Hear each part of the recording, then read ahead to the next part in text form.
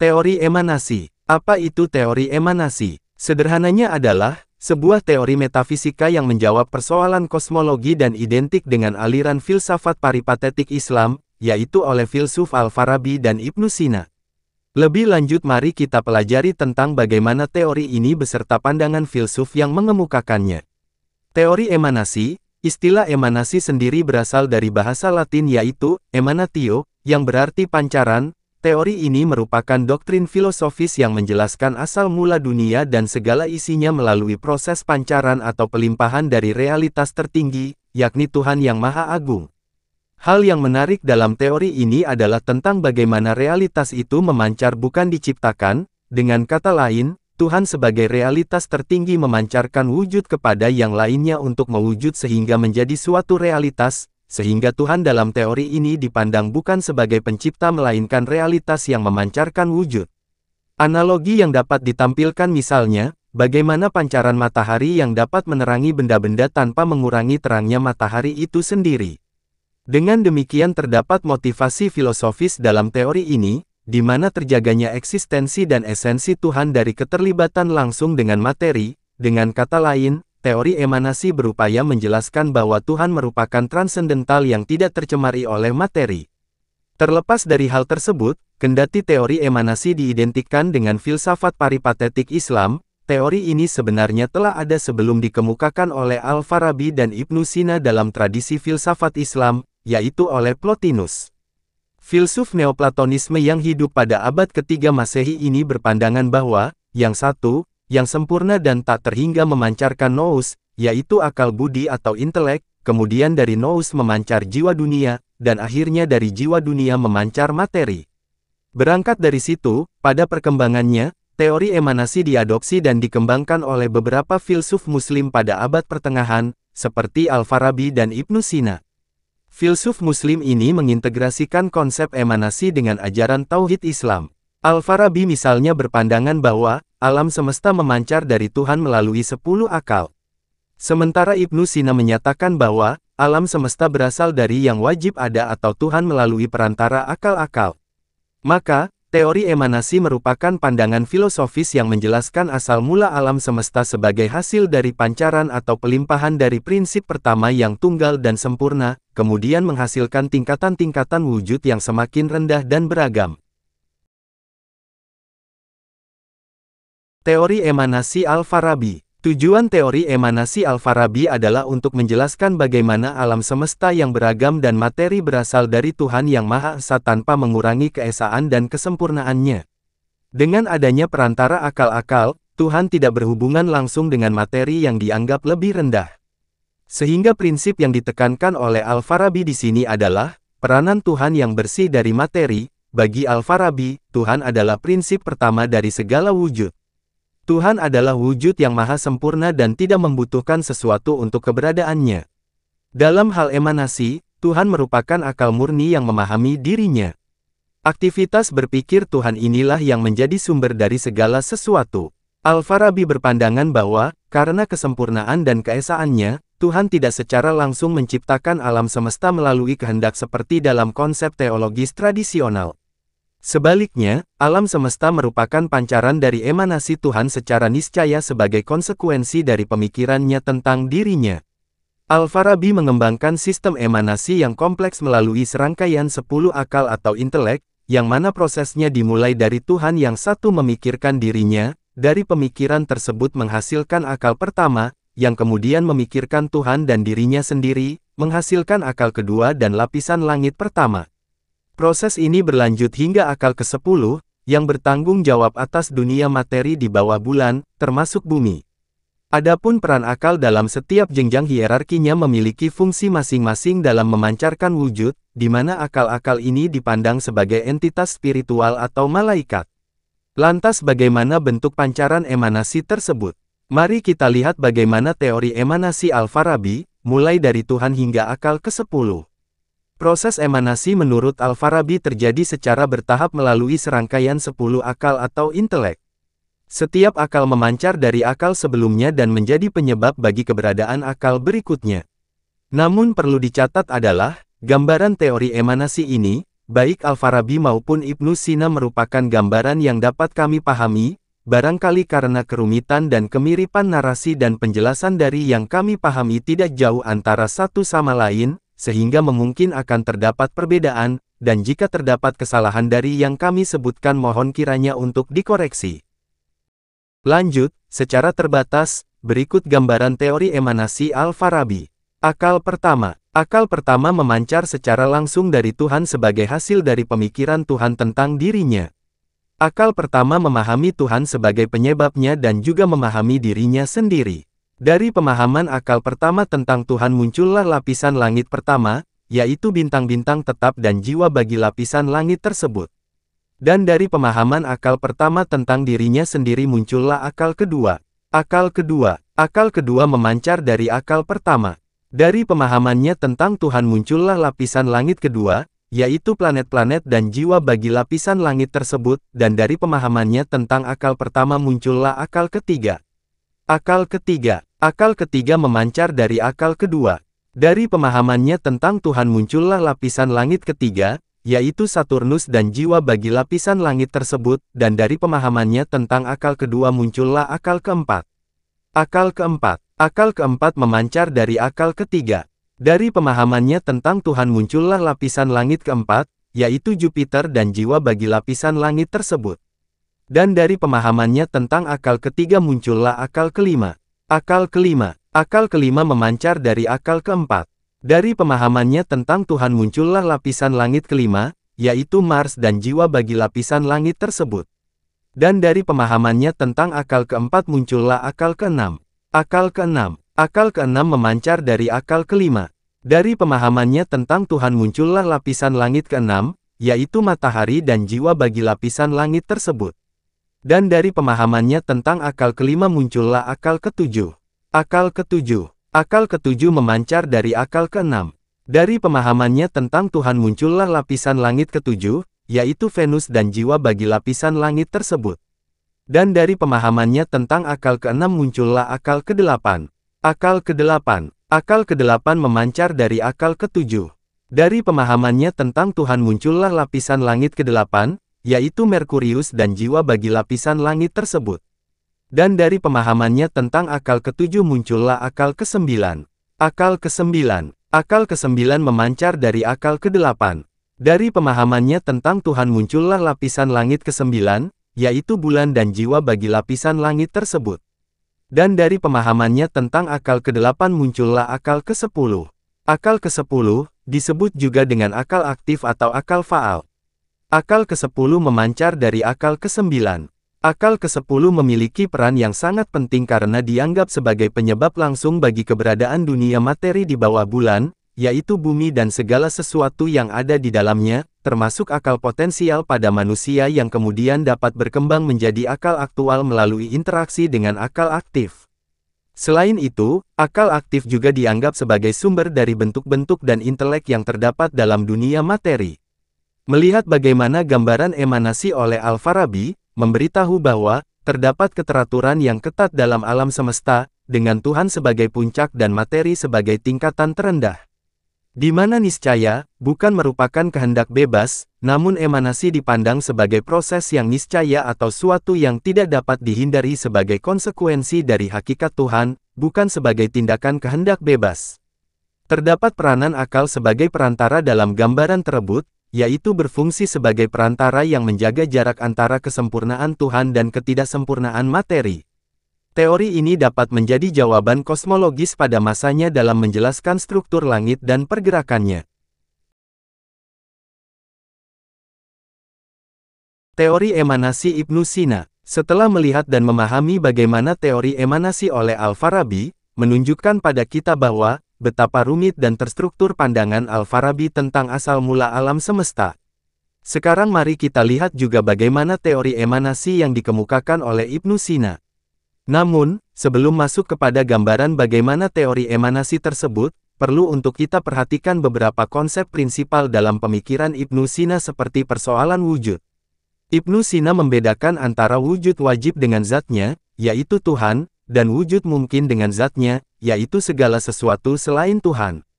Sehingga poin penting dari hal ini adalah bahwa, Ibnu Sina menekankan keberadaan berdasarkan zat Tuhan, di mana alam semesta ada karena keharusan yang berasal zat wujud wajib. Bagi Ibnu Sina, prinsip pertama dan sumber dari segala wujud adalah wujud wajib ada karena zatnya sendiri, yang tidak lain adalah Allah. Wujudnya adalah murni aktualitas dan akal, sumber dari segala kesempurnaan. Adapun keberadaannya adalah niscaya dan tidak bergantung pada apapun selain zatnya sendiri. Segala sesuatu selainnya adalah wujud mungkin ada karena zatnya. Baik, mari kita selami detail teori emanasi Ibnu Sina. Meskipun memiliki kemiripan dengan Al-Farabi, namun terdapat beberapa perbedaan penting dalam formulasi dan penekanannya. Secara terbatas, berikut gambaran teori emanasi Ibnu Sina. Akal pertama. Secara hierarki akal pertama dalam teori emanasi Ibnu Sina sejajar dengan Tuhan, atau dengan kata lain Tuhan merupakan akal pertama. Kendati demikian terdapat perbedaan esensi antara keduanya terkait eksistensi, di mana Tuhan adalah wujud wajib li zaati atau dengan zatnya, yaitu ada karena dirinya dan tidak bergantung pada apapun untuk berada, sementara akal pertama adalah wujud wajib li goiri atau wajib wujud karena lainnya, yaitu Tuhan. Sehingga meskipun sama wujud wajib, namun eksistensinya berbeda. Akal pertama memikirkan Tuhan memunculkan langit pertama, yaitu bulan dan jiwanya. Serta akal pertama memikirkan dirinya memunculkan akal kedua. Akal kedua memancar dari akal pertama. Dari pemahamannya tentang akal pertama sebagai wujud wajib memancar langit kedua, yaitu Merkurius dan jiwanya. Serta dari pemahamannya tentang dirinya sebagai wujud mungkin memancar akal ketiga. Akal ketiga memancar dari akal kedua. Dari pemahamannya tentang akal kedua sebagai wujud wajib memancarkan langit ketiga, yaitu Venus dan jiwanya. Serta dari pemahamannya tentang dirinya sebagai wujud mungkin memancar akal keempat. Akal keempat memancar dari akal ketiga. Dari pemahamannya tentang akal ketiga sebagai wujud wajib memancar langit keempat, yaitu matahari dan jiwanya. Dan dari pemahamannya tentang dirinya sebagai wujud mungkin memancar akal kelima. Akal kelima memancar dari akal keempat. Dari pemahamannya tentang akal keempat sebagai wujud wajib memancar langit kelima, yaitu Mars dan jiwanya. Dan dari pemahamannya tentang dirinya sebagai wujud mungkin memancar akal keenam. Akal keenam memancar dari akal kelima. Dari pemahamannya tentang akal kelima sebagai wujud wajib memancar langit keenam, yaitu Jupiter dan jiwanya. Dan dari pemahamannya tentang dirinya sebagai wujud mungkin memancar akal ketujuh. Akal ketujuh memancar dari akal keenam. Dari pemahamannya tentang akal keenam sebagai wujud wajib memancar langit ketujuh, yaitu planet Saturnus dan jiwanya. Dan dari pemahamannya tentang dirinya sebagai wujud mungkin memancar akal kedelapan. Akal kedelapan memancar dari akal ketujuh. Dari pemahamannya tentang akal ketujuh sebagai wujud wajib memancar langit kedelapan, yaitu bintang-bintang tetap dan jiwanya. Dan dari pemahamannya tentang dirinya sebagai wujud mungkin memancar akal kesembilan. Akal kesembilan memancar dari akal kedelapan. Dari pemahamannya tentang akal delapan sebagai wujud wajib tidak menghasilkan langit fisik, sehingga fokus akal kesembilan adalah sebagai transisi menuju akal kesepuluh dan pengaruhnya pada dunia di bawah bulan, yaitu bumi. Akal kesepuluh disebut juga dengan pemberi bentuk dan akal aktif. Akal ini berperan sebagai penyebab langsung bagi keberadaan dunia materi di bawah bulan yaitu bumi. Disebut pemberi bentuk karena memberikan bentuk-bentuk substansial kepada materi prima. Sementara berfungsi sebagai akal aktif karena menerangi akal potensial manusia, memungkinkan terjadinya pengetahuan dan abstraksi konsep-konsep universal.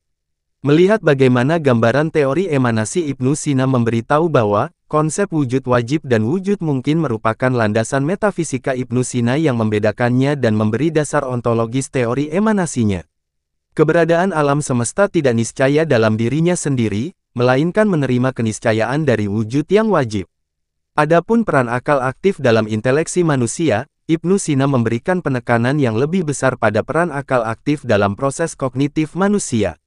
Akal aktif dianggap sebagai sumber dari konsep-konsep universal dan menjadi penghubung antara akal manusia dan dunia intelligible.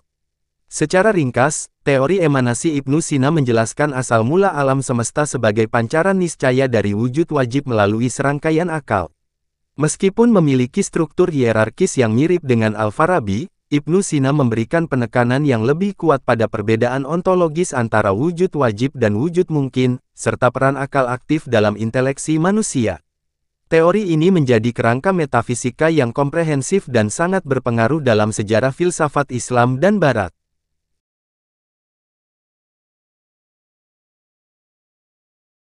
Persamaan dan perbedaan antara teori emanasi Al-Farabi dan Ibnu Sina.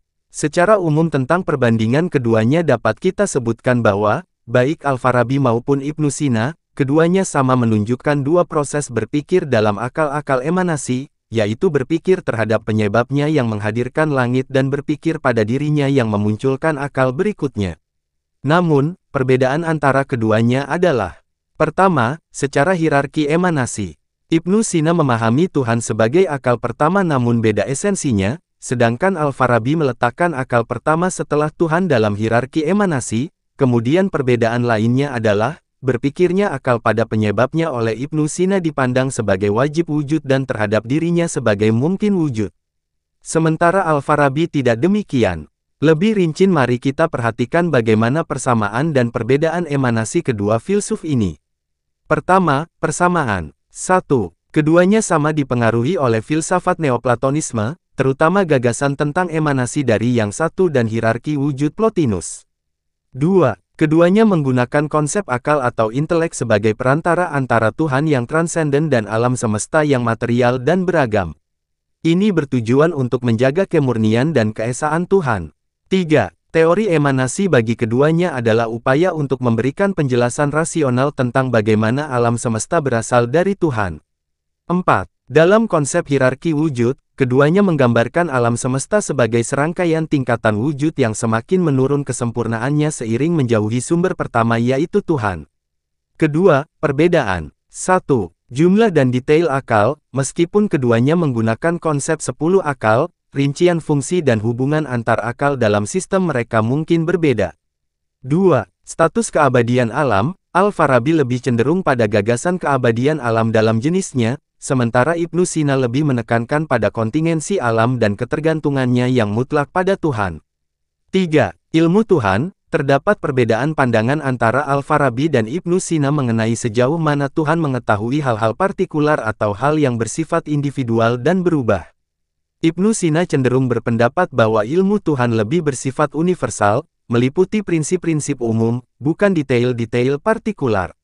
4.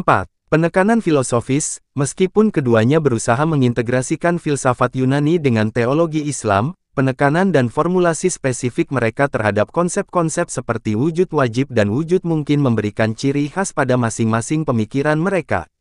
Secara keseluruhan, baik Al-Farabi maupun Ibnu Sina mengadopsi dan mengadaptasi teori emanasi Plotinus untuk membangun sistem metafisika yang koheren dalam konteks Islam.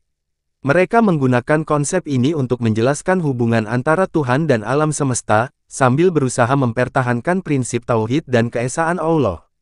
Meskipun terdapat persamaan mendasar, perbedaan dalam rincian dan penekanan filosofis membedakan teori emanasi yang dikembangkan oleh kedua filsuf besar ini.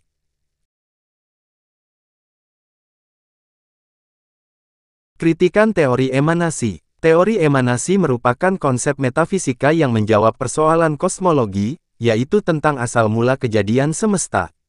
Dan dalam tradisi filsafat Islam melalui pandangan Al-Farabi dan Ibnu Sina, keduanya menampilkan teori emanasi sebagai suatu bentuk pancaran yang berasal dari Tuhan yang memancar secara niscaya dan menjadikan terjadinya alam semesta.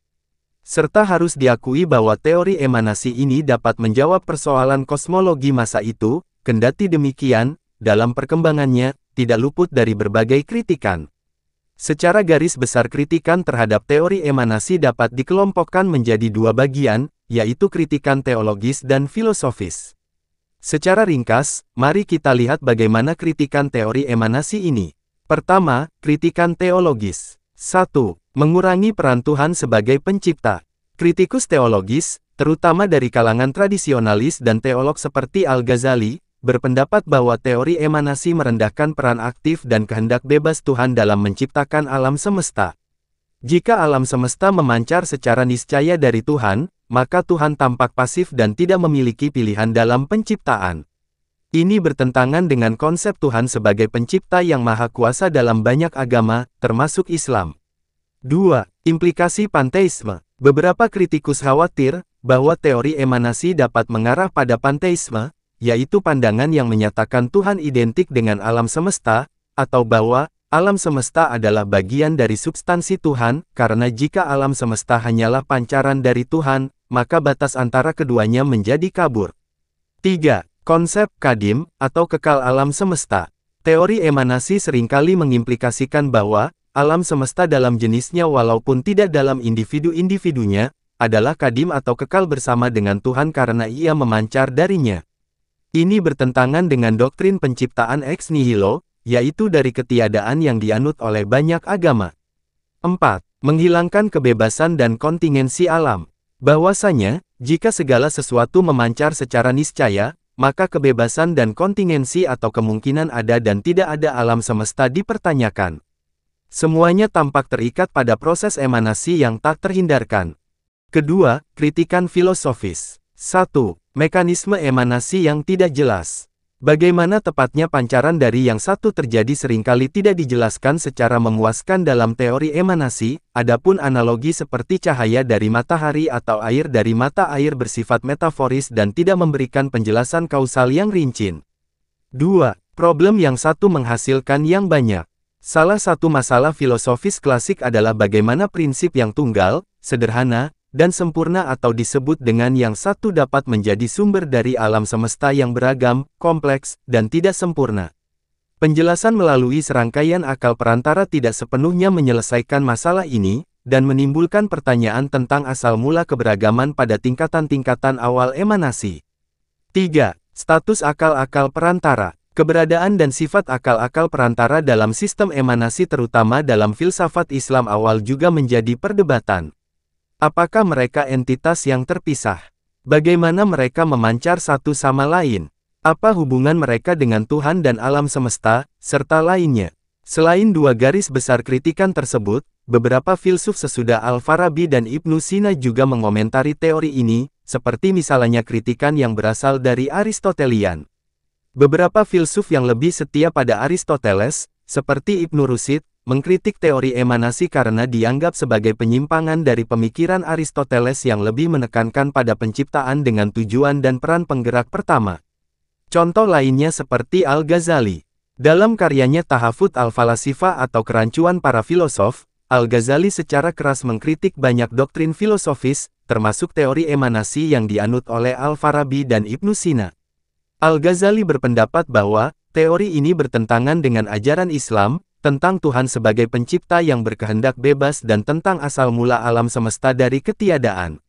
Meskipun mendapat kritikan, teori emanasi tetap memiliki pengaruh yang signifikan dalam sejarah filsafat, baik di dunia Islam maupun di Barat, dan memicu banyak perdebatan dan pengembangan pemikiran metafisika. Baik, kawan-kawan sekalian, sekiranya demikianlah tentang teori emanasi yang dapat kami bicarakan, apakah kawan-kawan menyenangi filsafat? Akhir kata, semoga bermanfaat dan terima kasih.